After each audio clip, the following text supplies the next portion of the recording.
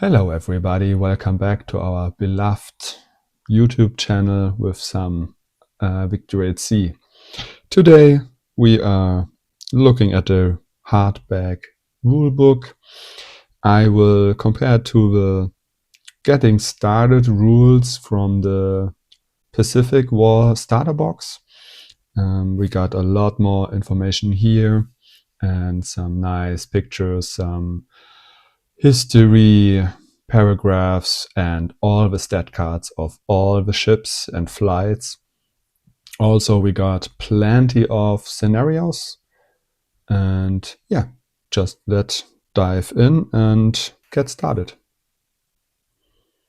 Okay, some information.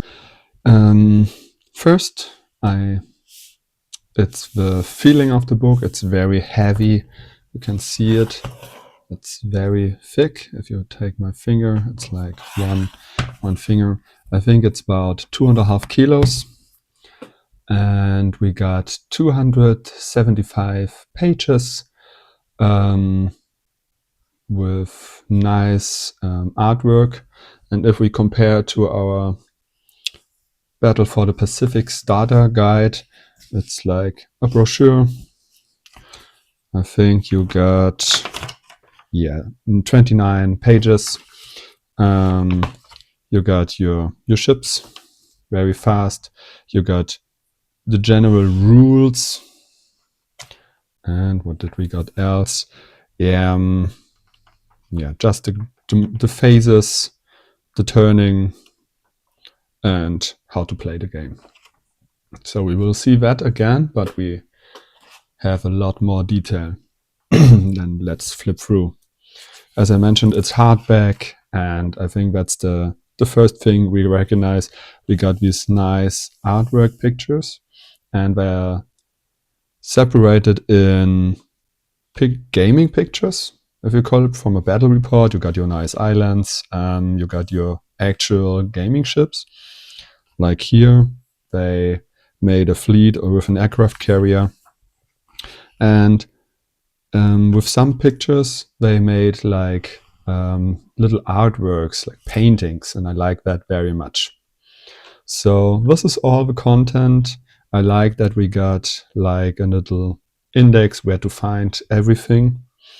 And yeah, let's start. We will separate the video in the different chapters of the theaters of war, gaming rules, the scenarios, and the fleet lists, and yeah, so on. First thing I would like to mention are these nice land cards. You can see the routes that are commonly taken. You can see some of the big battles that happened, like Sinking of the Bismarck or Sinking of the Hood, something like that. It's very crisp and detailed, and we see it later. They are very nice coloring, and here we see the first like art impression. That's not a real picture, but it's drawn, and it says impression of Kriegsmarine class battleship. And so you got your Washington treatment where the ships are limited. Got a whole lot of information about these. I love history, so I read these first just to get more into the game and the time. Then the Washington treatment is separated from Britain, the USA, France, Italy, Japan, because everybody tried to handle this different. Then you got your theater of the Atlantic. They call it the Atlantic Lifeline, because as we saw previous on the land, very much vessels drove from the US to Europe. I love these little explosions. I asked a friend if he can 3D print me some of these, because I think they are very nice to put beside your ships if there was a miss. So I think the printing of the letters is very good balanced. You got It's not too big and not too small. They got good paragraphs, so you can read very fluently through it without getting exhausted by reading. Yeah. Then they changed to the Mediterranean Sea. Oh, we got our, you can see they built different islands. The rocks are more yellow ochre-ish than gray. Then, of course, they got different ships with the Italians. Yeah, it's very nice. Yeah, where were the French? Because the French Navy wasn't that big of a deal. And of course, we got the Pacific. Big battles happened in Pacific with the US and Japanese.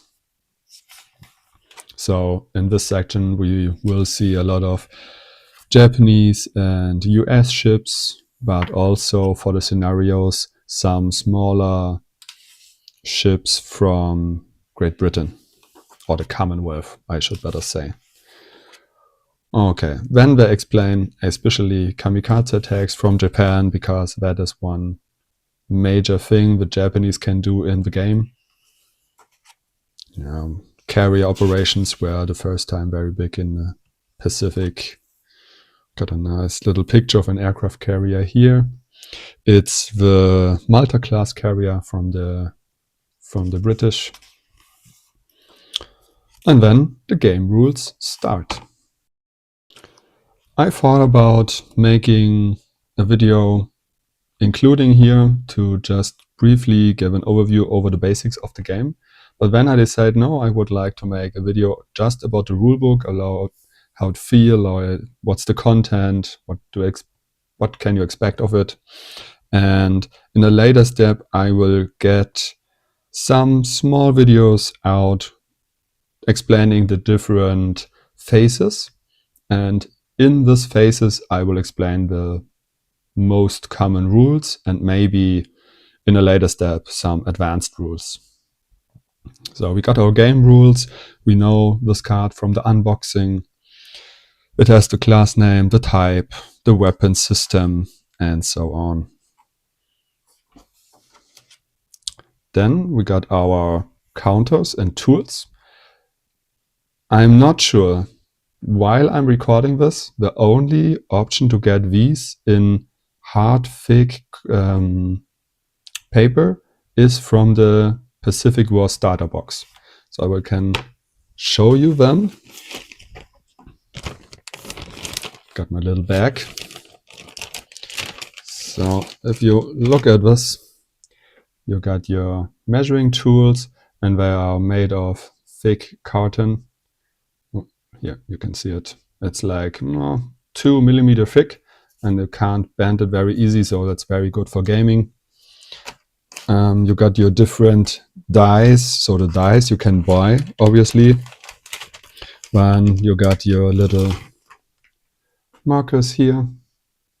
These are these critical hit markers, which system you hit. In this case, it's the rudder.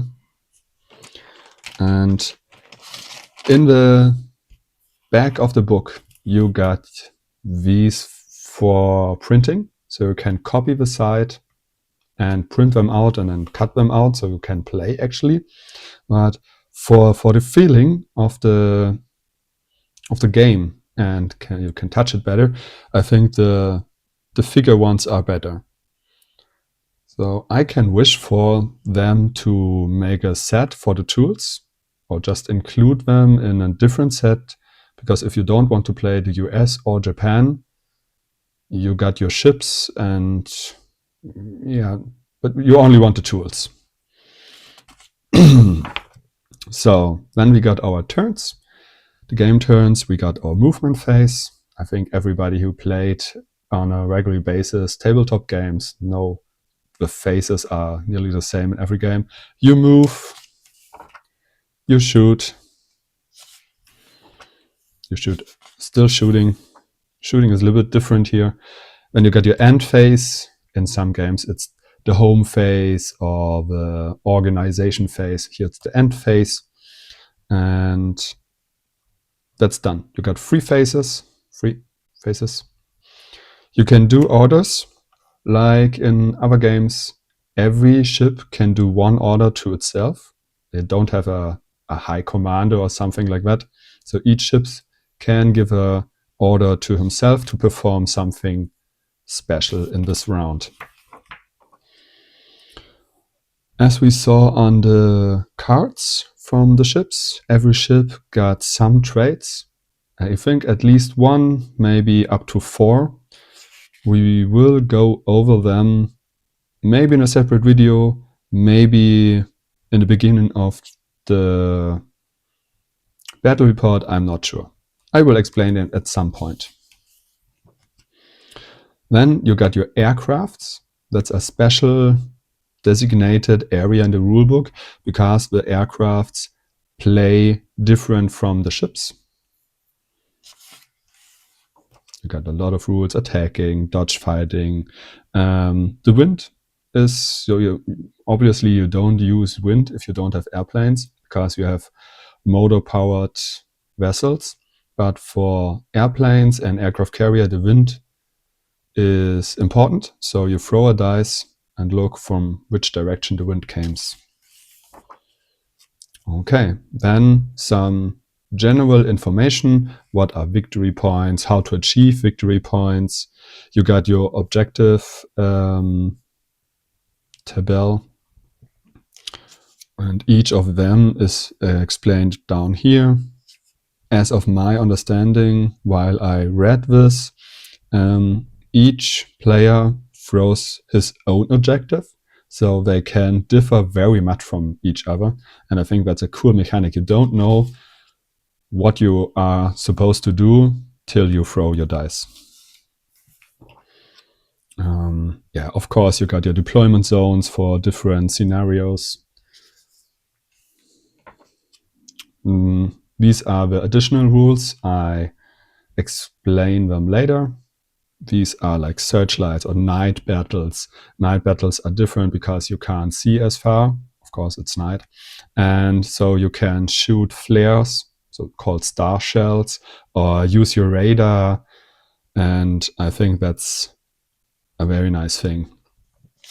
I'm very interested in the torpedo nets. They mentioned some scenarios call for use of torpedo nets. I can't imagine how they will implement these, but I'm excited to learn. Submarines, I don't own some now. Maybe I will pick up some German submarines because they are famous and they got a complete different rule set because you can go in depth. You can hide your ship and then you write on a little piece of paper the number where your ship is. Yeah, very, very different from everything else. So I will skip this for several videos and will start using submarines when I'm more sure about all the other rules. Okay, more submarines. Submarine scenarios, they exclude them because they are so different. Then we got our motorboats. When you buy from Warlord Games, for example, the box, the sub box, there are also these little motorboats. I think 3 subs and 4 motorboats. Yes. Let's see. Of course, coast and shorelines. You got your shore batteries, so you can build some little cannons, bunkers, or such things to defend a coastline, maybe a harbor or something. And they are stationed, but they can get modifiers, and I think that's very nice. Just for narrative gameplay, so you can give the defender a smaller fleet, but with coastlines and shoreline batteries, or maybe an airfield in the background, so they can deploy aircrafts more fast. Yeah, we will see. I like narrative gameplay very much, so I will try to get this going. And then we start with our scenarios. I try to have a better look at these. So let's make a little cut and start a new chapter. Scenarios. So I already have a look.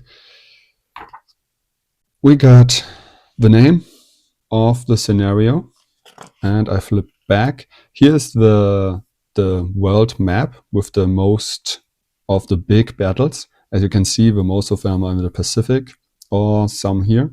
And just for an example to pick out, we got the Battle of River Plate.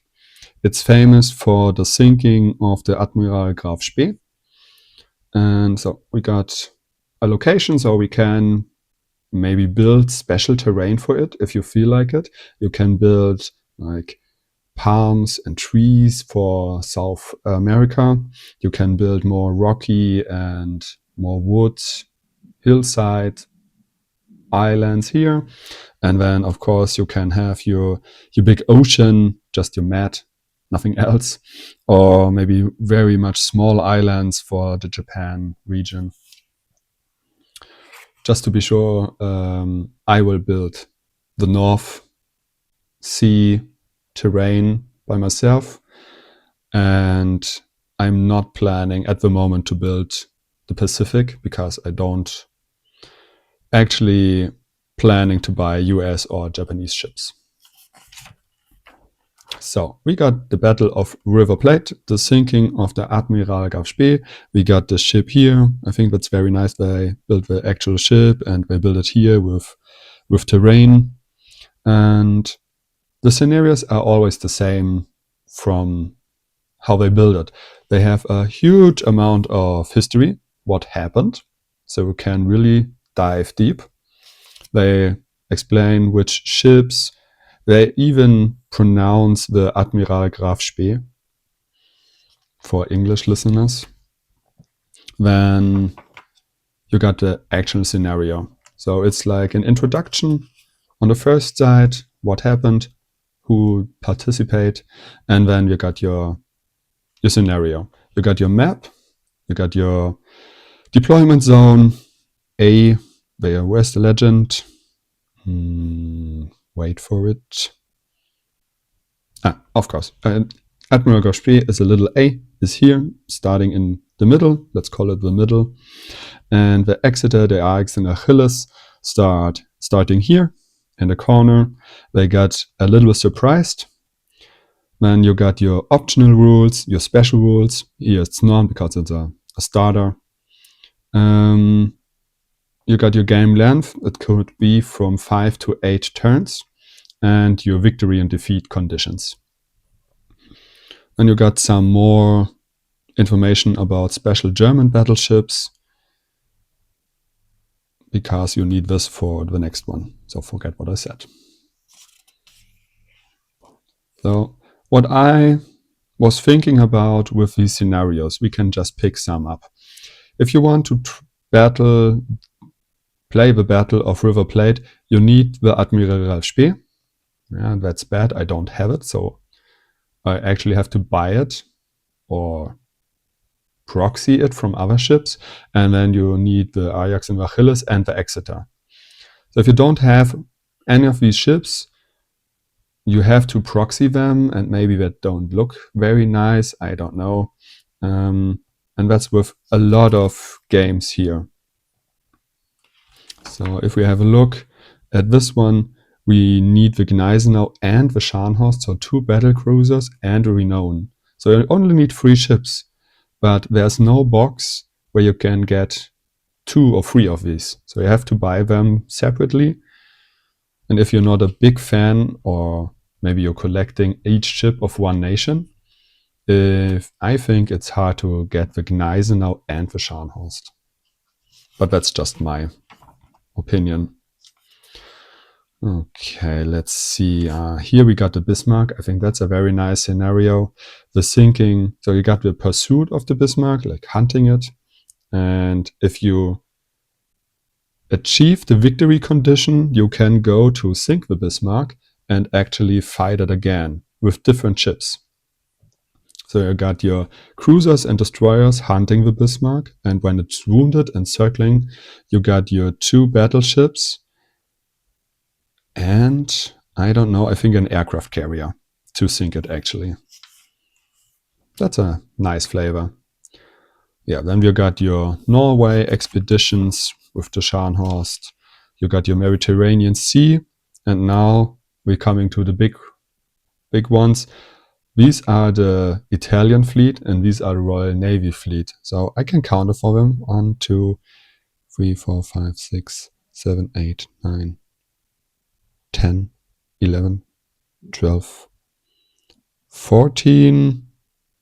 But these are like 80, 19 ships for the Royal Navy fleet. That's a big game. And the same for the Italian fleet. Yeah, the attack on Taranto, where the Italian fleet was sunk in the harbor.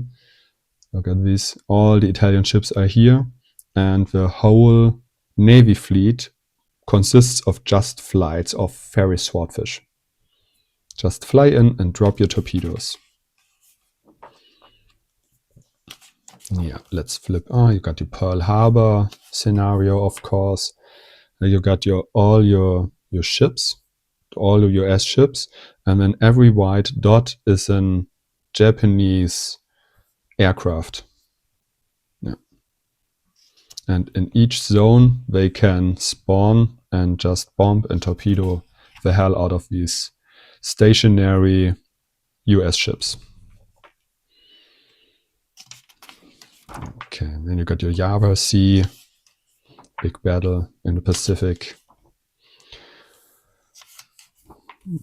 Yeah, so you see there are, I think, 31 scenarios. Some of them, if we look at the Battle of Midway, it's very carrier based with a lot of airplanes. And if we look at the Komandorski Islands battle, they are only destroyers and merchant vessels. So let's flip very fast through these 31 scenarios. Battle of Okinawa. Okay, then we got to building a fleet, the next chapter.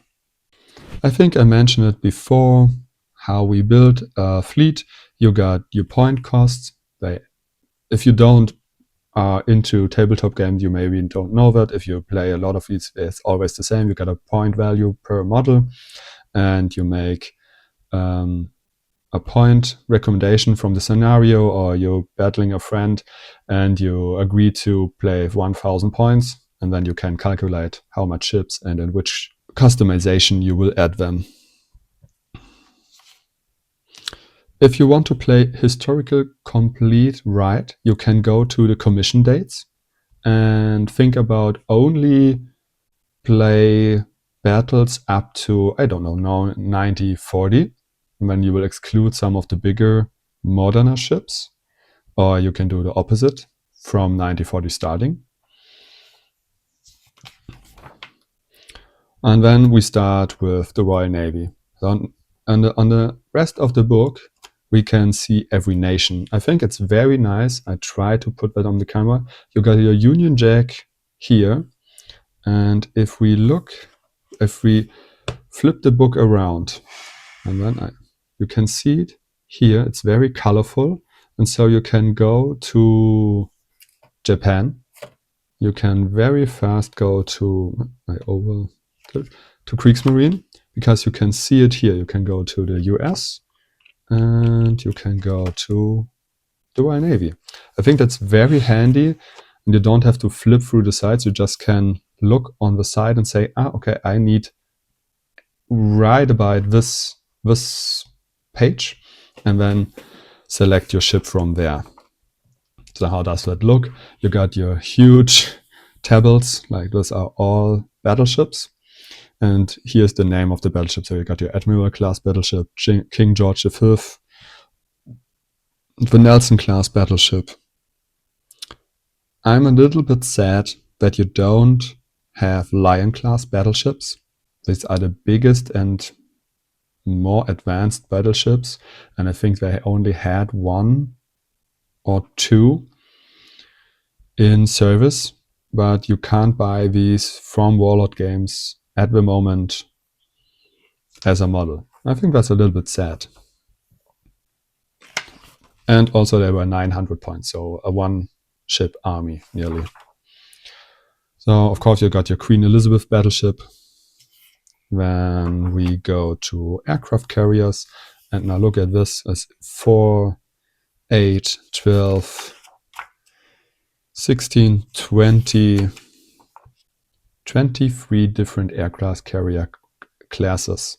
They are from, where's our, which we own, where is it? Where's the Eagle class destroyer aircraft carrier? Yeah, it's okay.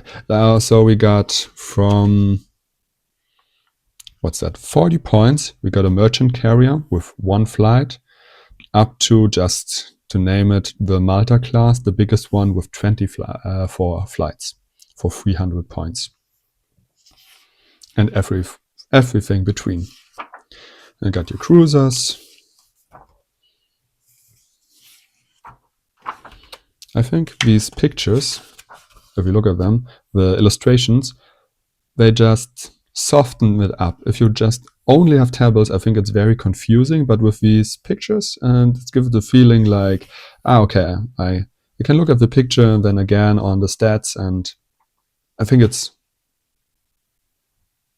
better for the eye. Okay, so many cruisers. What is going on? The same amount on destroyers. Sometimes they throw in some famous sentence from famous peoples, and a piercer is one who feeds a crocodile, hoping it will eat him last. Winston Churchill.